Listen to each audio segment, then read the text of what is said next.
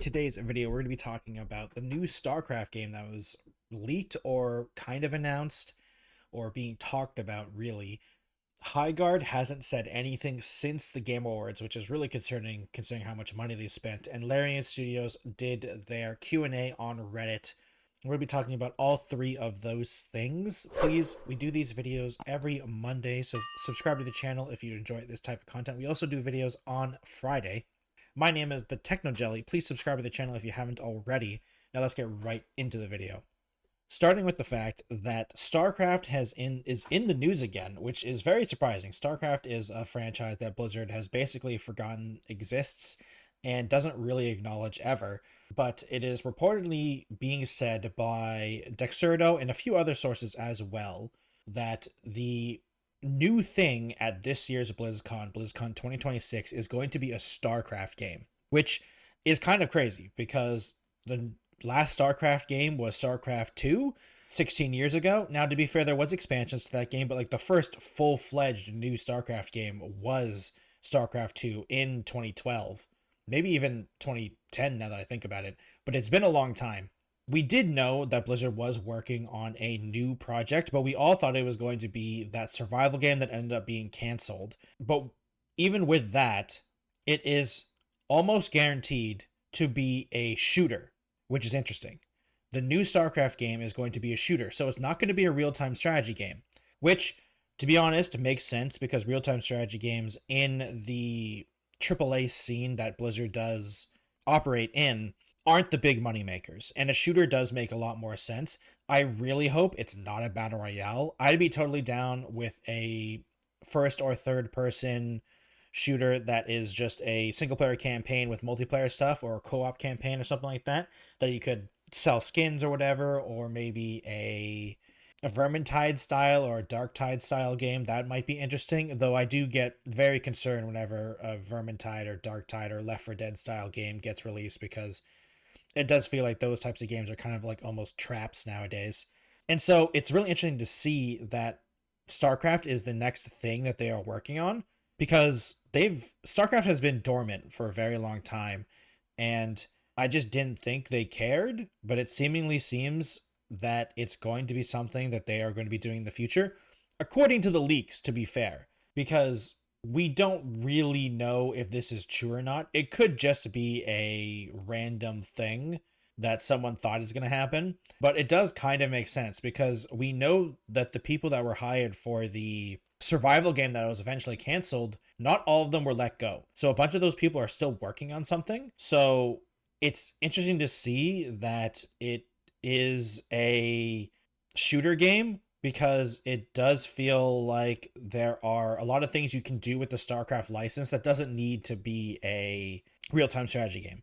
While I do love RTS games, and StarCraft 1 and 2 are some of the better ones in my opinion, I don't think it's a good time to do a AAA RTS game. I just don't think it's a good idea. I think you need to let people remind people that StarCraft is a thing, get the casual audience that aren't into RTS games anymore, and maybe on the side make a StarCraft spin-off game that's an RTS. Because I don't even think StarCraft 3 can really work, because the story in StarCraft 2 ends. There is an ending to StarCraft 2. So I don't know how you do a StarCraft 3 unless you just go completely like millions of years in the future, or like do a thing where all the characters are different, because I just don't see how you really do a StarCraft 3 without it just being a revamp or a remake or a reimagining of the series.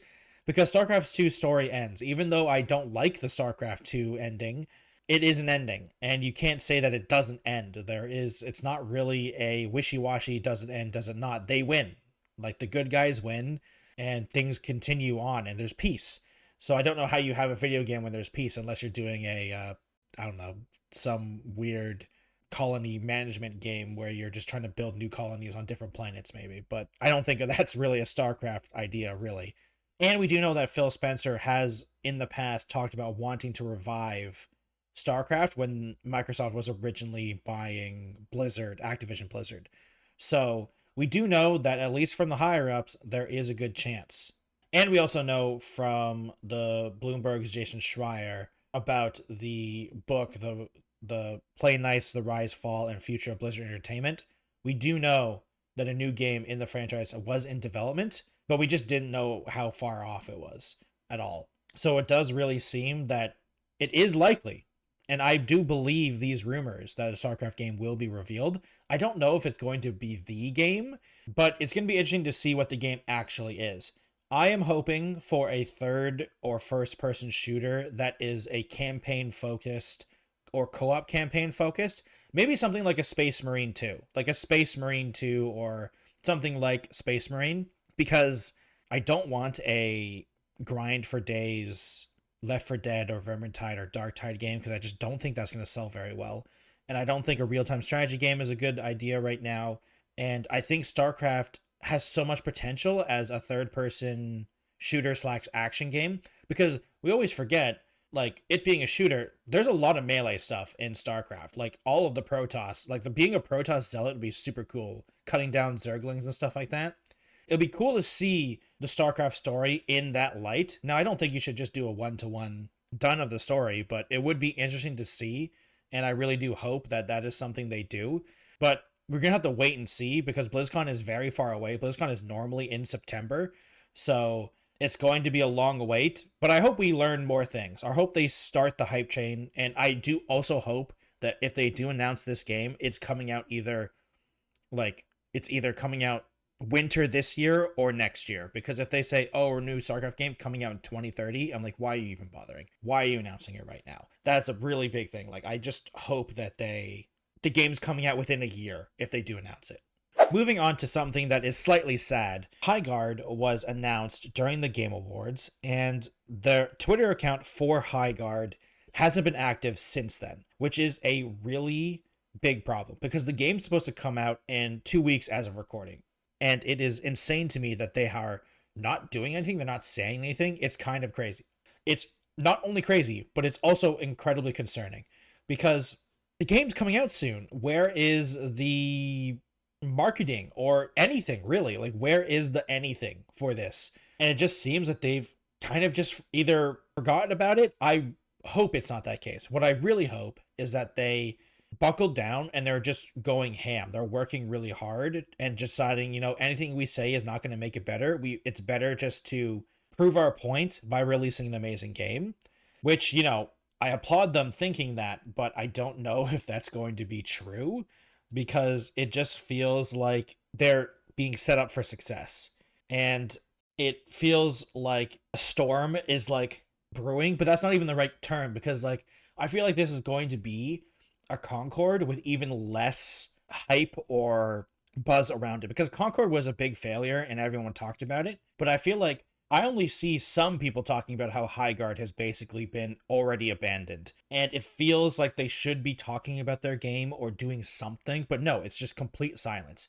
So it feels like, have the devs already given up, which is a really bad sign, because the game looks really generic when we saw it at the Game Awards.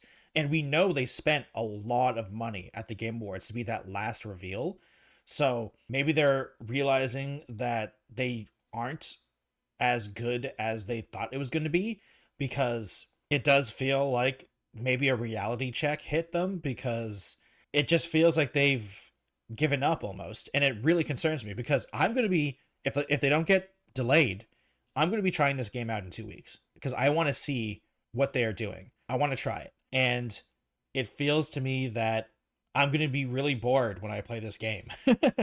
Well, probably not. I mean, the thing is that the devs have proven that they can make decent games. They did make Apex Legends and Titanfall. So, like, we know they can make good games, and we probably know the shooting is going to be decent. But it's going to be one of those games where I play it and just never play it again, similar to, like, Splitgate or something like that, when I originally played Splitgate. And I was like, that was fun, but I'm probably never playing it again.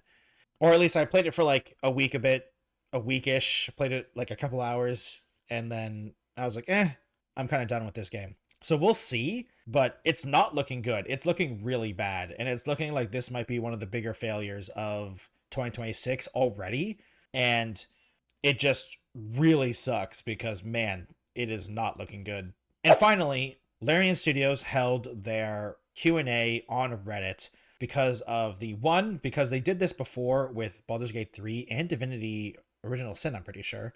And 2, because of the AI problems. So they're like, hey, if you have questions for us, just ask. And they did. Tons of people were asking questions and they did all the things. One good thing, no AI at all in Divinity. They said not even a little bit of AI. Zero tools used in terms of the AI generated stuff. Nothing has in Divinity, there will be no AI, which is good. And honestly, should have been obvious because of the way Larry Sue talks about it, but I understand that the article that was written about them before kind of blew out of proportion. But some of the funnier ones that I wanted to talk about is this really funny one where someone asked a small Divinity spoiler that wouldn't make sense until we play the game. And the only thing that Larian Studio replied with is alligator, which is one of the funniest things I've ever seen because it is totally true. Like, we have absolutely no idea what that means, and it's technically a spoiler. So we have absolutely no idea what this alligator means or is, or if it's a literal alligator, or if it's an item called alligator, or if it's a person called alligator. We know literally nothing, and it is the most hilarious and most Larian Studio way of saying something because it's exactly what I would say, or not say, it's exactly what I would think of them trying to answer something like this. A single word. And because I'm sure everyone was expecting like a small sentence, a couple words, but no, it's a single word and it's an animal. And it's so funny because Divinity is such a messed up world. Like, people that are coming from Baldur's Gate 3 into this game that have never played Divinity are probably going to be a little shell shocked because Divinity is a messed up world. If you watch that trailer, it is disturbing in a lot of ways. So much so that it's probably not even fully playing in the background because I don't want the video to get destroyed because it probably gets age restricted immediately if you play everything. So it's going to be really interesting to see how well this game performs when it first comes out in early access, because we know they're doing early access again because Larian has been proven over and over and over again that they do early access correct. They release it, do tons of bug fixes, polish that very beginning, and then as they're working on the game, they can learn the lessons of the early access time while still updating the early access version a little by little bit, and then bam, full game release a year or two later.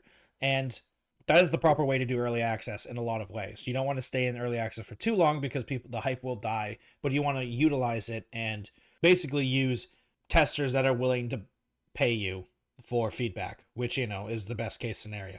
Instead of paying for QA, or more QA, I should say. They have their own QA, but it's even more QA that are paying you.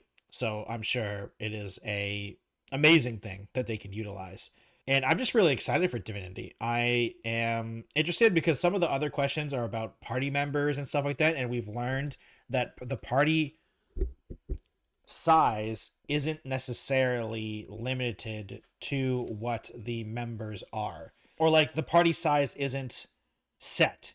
You could have a different size of party members, which is why the co-op campaign that Divinity is going to have, which they did say it was going to have, and that was pretty much guaranteed because all of their games do that, is going to be different for everyone because it depends on how many party members you're allowed to have, which is interesting. They're going to have like a dynamic party system, which is interesting, and I'm not entirely sure if I fully understand what they mean because, it is just text and they're trying to explain something in a Reddit comment, and they also don't want to give too much away before any of the game is out. So it makes sense, but it does feel like that's an interesting system, and I'm curious what it means by that, because does that mean your other party members are dead? Or is it because of decisions you made? Is it all of the above? Is it because decisions you make people die? Or is it because they just leave or don't like you or something like that? It's going to be interesting, and I truly do not know what they mean by the alligator, but at least with the other things that we found out through the Q&A that we do have solid answers for. I'm also interested just in general how long the game is going to be, because Baldur's Gate 3, for better or worse, is a game that is stuffed with content. You can play Baldur's Gate 3 for hundreds of hours, and depending on skill level, maybe even more, you know. And if you wanted to get 100%, play on the hardest difficulty, all that type of stuff, there's so much you can do. And that's already, I'm only even talking about one playthrough, because there's so many options you can choose, and there's so many things you can do.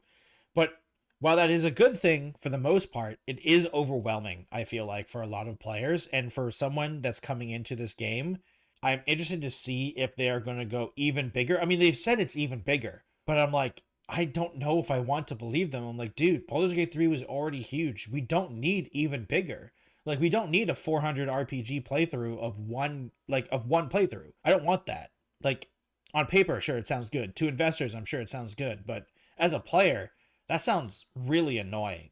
Because I don't know if I want to play one game only so I remember what happens for 400 hours straight. I'm going to be playing different things. And, maybe that's a skill issue on my part. And it's one of the reasons why these types of games for me are, while I enjoy them and have fun with them, sometimes they're difficult because I don't want to play the same game, only one game for 80 hours straight. That's a single player game. I've done that with multiplayer games a little bit, but I feel like it's slightly different, especially with RPGs because I want to know what the different outcomes are too. So I very often get stuck in playing the beginning over and over again, looking at the different options, and then just never continuing.